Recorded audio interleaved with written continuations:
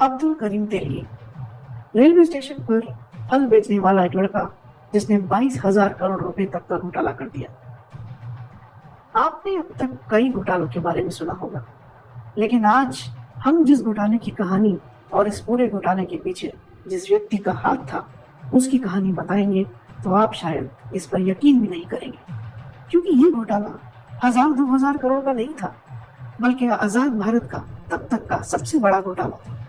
और इस घोटाले को एक ऐसे व्यक्ति ने अंजाम दिया था जो कभी रेलवे स्टेशन पर ठेला लगाकर फल सब्जियां बेचा करता था। ये घोटाला था स्टैम्प पेपर घोटाला, और इस घोटाले का मास्टरमाइंड था अब्दुल करीम तेलगी। महा घोटाले की इस पूरी कहानी का सबसे इंटरेस्टिंग पार्ट ये है कि बाद में सरकार ने इस घोटाले को कानूनी मान्यता भी दे दी। आखिर वो कैसे, चलिए जानते हैं सब कुछ इस वीडियो में आगे। मैं आर्यन आज आपको अब्दुल करीम तेलगी की कहानी सुनाऊंगा। यहाँ आपको इसी स्टैम्प पेपर घोटाले और इस घोटाले के मास्टरमाइंड अब्दुल करीम तेलगी की पूरी कहानी डिटेल में बताई जाएगी। लेकिन उससे पहले अगर आपने अब तक इस चैनल को सब्सक्राइब नहीं किया है तो जल्दी से चैनल को सब्सक्राइब कर लीजिए और हमारे लेटेस्ट वीडियो की जानकारी के लिए बेल आइकन भी दबा दीजिए। दोस्तों, 29 जुलाई 1961 को कर्नाटक के बेलगांव शहर के खानपुर में एक रेलवे कर्मचारी के घर अब्दुल करीम तेलगी का जन्म हुआ।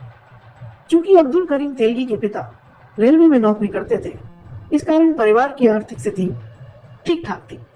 लेकिन कहते हैं ना, वक्त हमेशा एक जैसा नहीं रहता। ऐसा ही कुछ अब्दुल करीम तेलगी के साथ भी हुआ। जब तेलगी की उम्र सिर्फ 7 से 8 साल की थी तो बीमारी की वजह से पिता की मृत्यु हो गई। इसके बाद परिवार की हालत इतने बदतर हुए, तेलगी का परिवार रेलवे स्टेशन पर ठेला लगाकर फल सब्जियां और मूंगफली बेचने को मजबूर हो गया। परिवार की बिगड़ती हालत को देखते हुए करीम तेलगी भी अपने परिवार के काम में हाथ बटाने लगा और इसने भी फलों का एक ठेला रेलवे स्टेशन पर लगाना शुरू कर दिया। पिताजी के गुजरने के बाद आर्थिक स्थिति बहुत बदतर हो चुकी थी और दिन भर फल बेचने के बावजूद पूरा परिवार सिर्फ अपने पेट भरने लायक ही पैसा जमा कर पाता था। इसकी वजह ये थी कि जिस रेलवे स्टेशन पर ये लोग फल बेचा करते थे, वहां दिन में केवल 12 ट्रेन ही रुकती थी। परिवार की आर्थिक स्थिति भले ही बहुत अच्छी नहीं थी, लेकिन करीम तेलगी को पढ़ने का बहुत शौक था। इसलिए उसने खानपुर के सर्वोदय विद्यालय में एडमिशन ले लिया और ये इंग्लिश मीडियम स्कूल में पढ़ाई करने लगा। और स्कूल की फीस तो दिन भर फल बेचकर जमा करता था। जैसे जैसे उम्र बढ़ी, इसकी पढ़ाई भी आगे बढ़ती गई और इसने बीकॉम तक की पढ़ाई पूरी कर ली। साथ ही छोटी मोटी कंपनियों में काम भी करने लगा। लेकिन अब्दुल करीम तेलगी बहुत कम समय में ज्यादा पैसे कमाना चाहता था। इस कारण इसने कई कंपनियों में जॉब भी पकड़ी और रिजाइन भी कर दिया। कई कंपनी वालों ने तो काम की लापरवाही और टारगेट अचीव न करने के कारण खुद ही करीम तेलगी को जॉब से निकाल दिया था। इसी भागदौड़ के बीच वो मुंबई आ गया और फिर यहाँ उसे विदेश जाने का ख्याल आया, क्योंकि उसके आसपास के कई लड़के सऊदी अरब में नौकरी कर रहे थे, जहाँ वो भारत के मुकाबले अच्छा पैसा कमा रहे थे। दूसरों को देखकर तेलगी भी सऊदी अरब चला गया। वहां उसने 7 साल तक काम किया और अच्छे पैसे जमा कर लिए। वहां रहते हुए उसने महसूस किया कि काफी लोग ऐसे हैं जो खाड़ी देश में आना चाहते हैं, लेकिन पेपर में खामी होने की वजह से नहीं आ पाते या फिर उनका पासपोर्ट नहीं बन पाता है। इसलिए वो जब सऊदी अरब से वापस आया तो कर्नाटक से मुंबई आ गया और फिर मुंबई में इसने अरेबियन मेट्रो ट्रेवल्स नाम की एक कंपनी शुरू कर दी। इस कंपनी में फर्जी पासपोर्ट बनाकर लोगों को विदेश भेजने का धंधा किया जाने लगा। कमाल की बात तो ये है कि लंबे समय तक वो फर्जी पासपोर्ट का धंधा करता रहा, लेकिन पकड़ में नहीं आया। इसी कारण इसका बिजनेस बढ़ता चला गया और फर्जी पासपोर्ट से बढ़कर अब्दुल करीम तेलगी ने लोगों को फर्जी वीजा और इमिग्रेशन सर्टिफिकेट भी बेचने शुरू कर दिए। जिसका पासपोर्ट कहीं नहीं बनता था, उसका पासपोर्ट चंद घंटों में अब्दुल करीम तेलगी के ऑफिस में बन जाता था। और कमाल की बात तो ये होती थी कि उस पासपोर्ट पर लोग बाहर भी चले जाते थे। जब तेलगी का ये बिजनेस काफी फल फूल रहा था, तभी किसी ने सरकारी एजेंसियों को खबर कर दी और आखिरकार तेलगी 1991 में पहली बार फर्जी पासपोर्ट बनाने के आरोप में सलाखों के पीछे पहुंच गए। जेल जाने के बाद अक्सर लोगों की जिंदगी तबाह हो जाती है, लेकिन अब्दुल करीम तेलगी को जेल में करोड़ों रुपए कमाने का आइडिया मिल गया। दरअसल जेल में तेलगी की मुलाकात राम रतन सोनी से हुई। राम रतन सोनी कलकत्ता का रहने वाला था और ये कलकत्ता में स्टैम्प पेपर का बिजनेस किया करता था। जेल में रहते हुए राम रतन सोनी और अब्दुल करीम तेलगी के बीच दोस्ती बढ़ी और दोनों फ्यूचर के बारे में प्लानिंग करने लगे। इसी दौरान सोनी ने तेलगी को स्टैम्प पेपर से जुड़े फर्जीवाड़े के बारे में समझाया। साथ ही इसने कहा कि अगर कुछ करना ही है तो स्टैम्प पेपर से जुड़ा बिजनेस करो। इसमें ना तो कोई खून खराबा है और ना ही कोई मारकाट, फिर भी इसमें बेतहाशा पैसा है। तेलगी को राम रतन सोनी का ये आइडिया बहुत पसंद आया और वो जैसे ही फर्जी पासपोर्ट बनाने के जुर्म में मिली सजा को पूरी करने के बाद जेल से बाहर आया, वैसे ही उसने स्टैम्प पेपर के धंधे में उतरने की तैयारी कर ली। जेल से बाहर आने के बाद कुछ समय तक तेलगी राम रतन सोनी के लिए काम करता है। तेलगी को राम रतन सोनी का एडहेसिव स्टैम्प्स और नॉन जुडिशियल स्टैम्प पेपर्स बेचना होता था। इसके बदले सोनी इसे कमीशन देता था। कमाई अच्छी हो रही थी, लेकिन इतने में तेलगी का मन कहाँ भरने वाला था। वो तो बस कुछ ऐसा बड़ा करना चाहता था कि जिसकी कोई मिसाल ना। इसीलिए पहले वो अच्छे से रिसर्च करता है कि स्टैम्प पेपर क्या है, इसका बिजनेस कैसे कर सकते हैं और इसमें जालसाजी या धोखाधड़ी की क्या गुंजाइश है। सारी बारीकियों को समझने के बाद तेलगी सबसे पहले स्टैम्प पेपर बेचने का सरकारी लाइसेंस प्राप्त करता है। ऐसा उसने इसलिए किया था ताकि आगे जो वो करे उस पर किसी को शक ना हो। प्लान के मुताबिक अब स्टैम्प पेपर छापने के लिए उसे मशीन की जरूरत थी, लेकिन बाहर से मशीन खरीदकर इस्तेमाल करना असंभव था। इसलिए अब्दुल करीम तेलगी ने अपना शातिर दिमाग लगाया और इसने रिसर्च के दौरान पाया कि जहां भारत सरकार की स्टैम्प पेपर प्रिंट करने की फैक्ट्री है, वहां जब मशीन खराब हो जाती है तो उसे नीलाम कर दिया जाता है। अब अब्दुल करीम तेलगी सीधे इंडियन सिक्योरिटी प्रिंटिंग प्रेस जाता है, जहां से वो सारी जानकारी इकट्ठा करता है कि कब मशीन की नीलामी होगी और नीलामी में मशीन खरीदने की प्रक्रिया क्या है। सारी जानकारी इकट्ठा करने के बाद जब कुछ दिनों में खराब हो चुके स्टैम्प पेपर प्रिंटिंग मशीन की नीलामी होती है तो करीम तेलगी बहुत ऊंची कीमत देकर वो मशीन खरीद लेता है। अमूमन मशीन खरीदने वाले लोग इसे रद्दी में फेंक देते हैं, लेकिन तेलगी ने दिमाग लगाते हुए उस मशीन को संभाल कर रखा और कुछ एक्सपर्ट्स की मदद से गुपचुप तरीके से उस मशीन को ठीक करवा लिया। साथ ही उसने स्टैम्प पेपर प्रिंट करने के लिए जरूरी कागज, इंक और दूसरे मटेरियल का भी जुगाड़ कर लिया। कहा जाता है कि ये सब चीजें हासिल करने में फैक्ट्री में काम करने वाले किसी अधिकारी ने ही अब्दुल करीम तेलगी की मदद की थी। इसके बदले तेलगी ने उसे बहुत मोटी रकम दी थी। धीरे धीरे करीम तेलगी ने बड़ी मात्रा में अपने गुप्त फैक्ट्री में स्टैम्प पेपर छापना शुरू कर दिया। फिर इसने नकली स्टैम्प पेपर को असली स्टैम्प पेपर के साथ मिलाकर बेचना शुरू कर दिया। धीरे धीरे नकली स्टैम्प पेपर का बिजनेस बढ़ने लगा और उसने काफी सारे लोगों को जॉब पर भी रख लिया और धीरे धीरे नकली स्टैम्प पेपर की सप्लाई पूरे देश में शुरू कर दी। आपको जानकर अचंभा होगा कि इस काम के लिए देश भर से करीम तेलगी ने लगभग 350 MBA के छात्रों को नौकरी पर रखा था। उनका काम था कि बड़े बड़े कॉर्पोरेट ऑफिस से लेकर हर सरकारी दफ्तर में जाकर अब्दुल करीम तेलगी से ही स्टैम्प पेपर खरीदने की सेटिंग करें। अब्दुल करीम तेलगी जो स्टैम्प पेपर नकली तरीके से बनाता था, वो कहीं भी देखने में नकली नहीं लगता था। साथ ही अपने ग्राहकों को वो स्टैम्प पेपर बहुत ही किफायती दाम में बेचता था। इस कारण धीरे धीरे इसके स्टैम्प पेपर के ग्राहक बढ़ते चले गए। इधर 1992 के बाद अगले 7 सालों तक भारत सरकार के अंतर्गत आने वाले स्टैम्प पेपर प्रिंटिंग प्रेस से जितनी भी मशीन रद्दी के भाव बिकने को नीलामी में आती थी, उन्हें अब्दुल करीम तेलगी बेहद ऊंची दाम देकर खरीद लेता और फिर से ठीक करवाकर गुप्त तरीके से स्टैम्प पेपर प्रिंट करता था।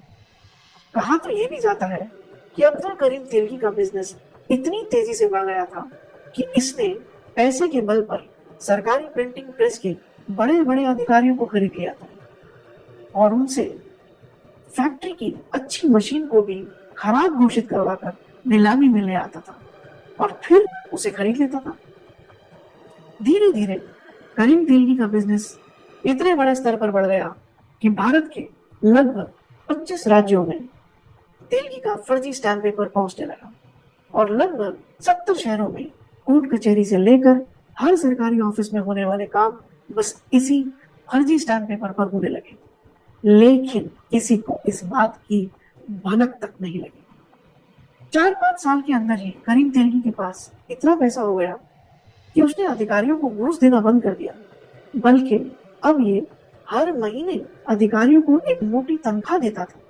बदले में उन अधिकारियों को सिर्फ हर जगह ये फर्जी स्टैम्प पेपर पहुंचा देना होता था। मतलब अधिकारियों को सिर्फ मुंह बंद रखने और अपने कलम को खामोश रखने के लिए लाखों रुपए मिलते थे। करीम तेलगी इतना शातिर दिमाग का था कि उसने साजिश के तहत लगभग पूरे भारत से असली सरकारी स्टैम्प पेपर को भी गायब करवाना शुरू कर दिया था।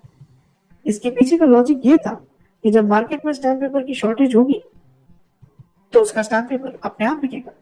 उसका ये आइडिया काफी काम कर गया और धीरे धीरे मार्केट में स्टैम्प पेपर की शॉर्टेज होने लगी और इसका जमकर फायदा करीम तेलगी ने उठाया और लगभग पूरे स्टैम्प पेपर की मार्केट में पूरे भारत में इसने कब्जा जमा लिया। इसकी पहुंच इतनी ऊपर हो गई थी कि सरकारी स्टैम्प पेपर का मार्केट में शॉर्टेज करवाने के लिए इसने साजिश के तहत अधिकारियों की मिलीभगत से सरकारी स्टैम्प पेपर की डिलीवरी ऐसी जगह पर करवा देता था जहां सरकारी ऑफिस नहीं होती थी, बल्कि वहां करीम तेलगी के आदमी होते थे तो कहीं वीरानियां होती थी। उन जगहों पर ये सरकारी स्टैम्प पेपर महीनों महीनों तक यूं ही पड़े रहते। इस तरह मार्केट से सरकारी स्टैम्प पेपर की शॉर्टेज होती चली गई और करीम तेलगी का बिजनेस दिन दोगुनी रात चौगुनी की रफ्तार से बढ़ने लगा। कहते हैं ना, हर बुराई का अंत होना ही है। ऐसे ही करीम तेलगी के साथ भी हुआ। 1992 में इसने नकली स्टैम्प पेपर का बिजनेस शुरू किया था। धीरे धीरे इस बात की खबर सरकारी एजेंसियों को भी लगने लगी थी, लेकिन इसके पास इतना पैसा हो गया था कि इसने पैसे से हर किसी का मुंह बंद कर दिया था। इसके बावजूद देश के अलग अलग हिस्सों में 1992 से साल 2000 तक करीम तेलगी पर लगभग 25 से ज्यादा मुकदमे दर्ज हो गए थे। लेकिन इसका रसूख इतना ज्यादा था कि आला अधिकारियों की मदद से ये हमेशा गिरफ्तारी से बचता रहा।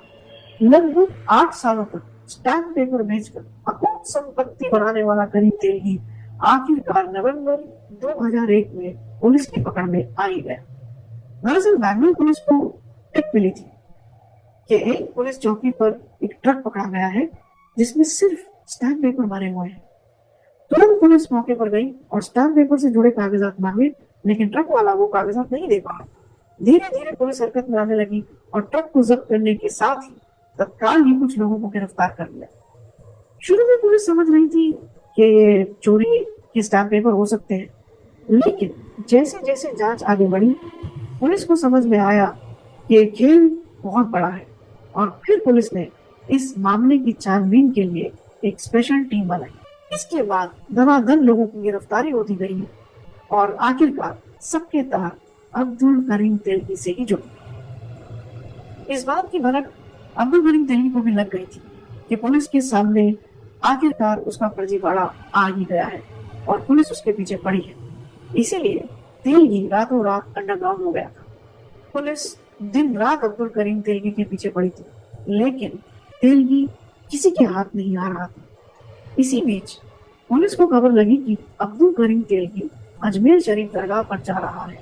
बस पुलिस को इसी मौके की तलाश थी। पुलिस ने बिना किसी गलती के वही मौके पर करीम तेलगी को गिरफ्तार कर लिया। अब जांच आगे बढ़ी तो जब खुलासे हुए उससे हर किसी के होश उड़ गए। दरअसल जांच के दौरान ही पता चला कि करीम तेलगी ये 2 नंबरी स्टैम्प पेपर का बिजनेस पिछले 2 साल से नहीं बल्कि लगभग 8 सालों से कर रहा है। जांच के दौरान तेलगी ने बताया कि उसने राम रतन सोनी के साथ मिलकर 1992 में पहले कानूनी तौर पर स्टैम्प पेपर बेचने का लाइसेंस हासिल किया। उस लाइसेंस के दम पर उसने असली स्टैम्प पेपर के साथ नकली स्टैम्प पेपर को मिलाकर बेचना शुरू कर दिया, जिससे इसकी काफी कमाई हुई। फिर उसके बाद साजिश के तहत प्रिंटिंग प्रेस की अच्छी मशीनों को खराब घोषित करवाकर नीलामी में उसे खरीद लिया और फिर उससे प्रिंट करते हुए अपने नकली स्टैम्प पेपर धीरे धीरे पूरे देश में फैला दिए। जांच पड़ताल के दौरान खुलासा हुआ कि 1995 में 1995 में राम रतन सोनी के साथ करीम तेलगी का किसी बात को लेकर विवाद हो गया और दोनों अलग हो गए थे। उसके बाद से तेलगी अकेले ही ये बिजनेस कर रहा था। इसने अपनी पहुंच पैरवी का इस्तेमाल करते हुए खुद की प्रिंटिंग प्रेस स्थापित कर ली थी। पुलिस लगातार तेलगी से पूछताछ कर रही थी, लेकिन तेलगी इस पूरे मामले में पुलिस का कहीं भी सहयोग नहीं कर रहा था। तो कोर्ट की परमिशन से तेलगी को नार्को टेस्ट करवाया गया, जिसमें तेलगी ने बताया कि इस पूरे घोटाले में वो अकेला नहीं है, बल्कि कई बड़े राजनेता और आला अधिकारी भी शामिल हैं। नार्को टेस्ट के दौरान करीम तेलगी ने कई बड़े राजनेताओं का नाम भी लिया था।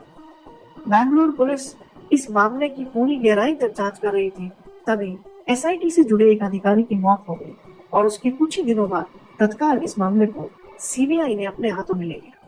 सीबीआई जांच में बहुत ज्यादा खुलासे नहीं हुए और कुल मिलाकर जांच सिर्फ अब्दुल करीम तेलगी के इर्द गिर्द ही घूमती रही। तेलगी ने जितने भी बड़े अधिकारियों या नेताओं का नाम लिया था, उन सभी को जांच के दायरे से लगभग बाहर कर दिया गया। जब सीबीआई ने जांच अपने हाथ में ली तो खुलासा हुआ कि तेलगी का बिजनेस 25 राज्यों के 70 बड़े शहरों में जबरदस्त तरीके से फैला हुआ है। देश के लगभग 18 शहरों में अब्दुल करीम तेलगी के 36 से ज्यादा करोड़ों की प्रॉपर्टी का पता चला। इसके अलावा देश के अलग अलग हिस्सों में 100 से ज्यादा बैंक अकाउंट अब्दुल करीम तेलगी से जुड़े मिले, जिसमें करोड़ों रुपए पड़े हुए थे। कुल मिलाकर जब इस पूरी घोटाले का आकलन किया गया तो सीबीआई ने बताया कि ये पूरा घोटाला कम से कम 22,000 करोड़ से ज्यादा का है। तब ये उस समय तक के इतिहास का सबसे बड़ा घोटाला था। हालांकि कई एक्सपर्ट्स का मानना है कि ये घोटाला 22,000 करोड़ का नहीं, बल्कि पूरे 8 साल में ये घोटाला कम से कम 1 लाख करोड़ रुपए का हुआ है। पूरी जांच पड़ताल के बाद अब्दुल करीम तेलगी को 2006 में इस मामले में पूरे 30 साल की सश्रम कैद की सजा सुनाई गई। इसके अलावा पूरे घोटाले को देखते हुए अब्दुल करीम तेलगी पर कोर्ट ने 202 करोड़ रुपए का रिकॉर्ड जुर्माना भी लगाया। करीम तेलगी के साथ अन्य 6 लोगों को भी सजा मिली थी। अब्दुल करीम तेलगी को बैंगलोर की जेल में ही रखा गया था। गिरफ्तारी के 16 साल बाद जेल में ही रहते हुए 26 अक्टूबर 2017 को अब्दुल करीम तेलगी की मौत हो गई। तेलगी की मौत की वजह मल्टीपल ऑर्गन फेलियर थी, लेकिन तेलगी के वकील का कहना था कि इस पूरे स्टैम्प पेपर घोटाले में तेलगी महज एक प्यादा था और इस पूरे खेल में कई बड़े नेता शामिल थे। इसलिए साजिश के तहत पहले तेलगी को एक संक्रमित सुई जेल में रहते हुए दी गई, जिस कारण ये बीमार पड़ा और उसकी मौत हो गई। हालांकि 2001 में गिरफ्तारी के बाद तेलगी का मेडिकल कराने वाले पुलिस ऑफिसर ने दावा किया था कि 2001 में ही इस बात की पुष्टि हो गई थी कि तेलगी को एड्स है। ये तो अब तक आपने जाना कि तेलगी ने क्या और कैसे स्कैम किया। चलिए अब जानते हैं कि अब्दुल करीम तेलगी के पास पैसे कितने थे। आपको जानकर हैरानी होगी कि भले ही ये घोटाला 20,000 करोड़ या 1 लाख करोड़ का रहा होगा, लेकिन सरकारी एजेंसियों ने 20,000 करोड़ का आधा पैसा भी जब्त नहीं किया, क्योंकि ये पैसे कभी भी सरकारी एजेंसियों के हाथ लगे ही नहीं। करीम तेलगी के पास इतना पैसा था कि इसका अंदाजा उसे भी नहीं था। कई बार जांच में उसे पूछा गया कि उसकी कुल संपत्ति कितनी होगी, तो उसने हमेशा अपनी कुल दौलत बताने में असमर्थता ही जताई। आपको जानकर अचंभा होगा कि अब्दुल करीम तेलगी अपने ज्यादातर पैसे बोरे में भरकर रखता था। इसीलिए उसे जब भी इसकी कुल पैसों के बारे में पूछा जाता था तो बस ये बताता था कि उसके पास कितने बोरे हैं। इसने अपने पूरे पैसे कभी गिने भी नहीं थे, वो ये अपने बोरे में गिनता था। उसकी गिनती केवल बोरों में होती थी। करीम तेलगी के पास कितना पैसा था, इस बात का अंदाजा आप इससे भी लगा सकते हैं कि तेलगी के साथ आरोप में एक पुलिस कांस्टेबल को भी गिरफ्तार किया गया था। उस पुलिस कांस्टेबल की सैलरी केवल 9,000 रुपया महीना थी, लेकिन जब जांच की गई तो उसके पास 100 करोड़ रुपए के प्रॉपर्टी के कागजात मिले। ये पैसा बस घूस के तौर पर तेलगी ने उसे दिया था। इसी तरह तेलगी के लिए काम करने वाले एक पुलिस इंस्पेक्टर के पास 200 करोड़ से ज्यादा की संपत्ति का पता चला था। अब आप समझ सकते हैं कि जब मामूली प्यादे 100-200 करोड़ रुपए में खेल रहे थे तो अब्दुल करीम तेलगी की कुल प्रॉपर्टी कितनी रही होगी। इसके अलावा वैसे तो तेलगी को 30 साल की सश्रम कारावास की सजा मिली थी, मतलब कि उसे जेल में दिन रात काम करते हुए सजा काटना था, लेकिन इसके पास इतना ज्यादा पैसा था कि एक बड़े पुलिस अधिकारी ने खुलासा किया कि जेल में काम करने की बजाय इसकी तेल मालिश के लिए रोजाना 3-4 लोग आते थे। साथ ही पैसों के बल पर जेल के अंदर उसके लिए हर तरह की सुख सुविधाएं उपलब्ध थी। कहा तो ये भी जाता है कि आमतौर से लोग मुट्ठी बंद करके घूस के पैसे देते हैं, लेकिन करीम तेलगी बोरे में पैसे भर के देता था, इसीलिए कोई भी अधिकारी ना नहीं कर पाता था। हर क्रिमिनल की एक ना एक लव स्टोरी जरूर होती है। ऐसी ही एक लव स्टोरी अब्दुल करीम तेलगी की भी थी। अब्दुल करीम तेलगी को अय्याशी का बहुत शौक था और ये मजे करने के लिए अक्सर रात में बार में चला जाया करता था। हमेशा की तरह एक रात ये मुंबई के मशहूर टोपैज बार में गया।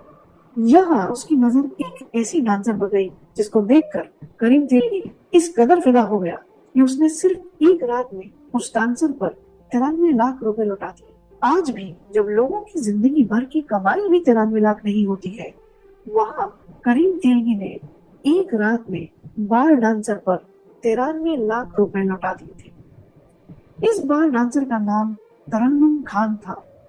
जब तरन्नुम खान के बारे में थोड़ी जानकारी जुटाई गई तो पता चला कि उसी समय मुंबई में हुए दंगों में तरन्नुम खान का पूरा परिवार तबाह हो गया था। पिता की मृत्यु हो गई थी और जो इसकी दुकान थी उसे लूट लिया गया था।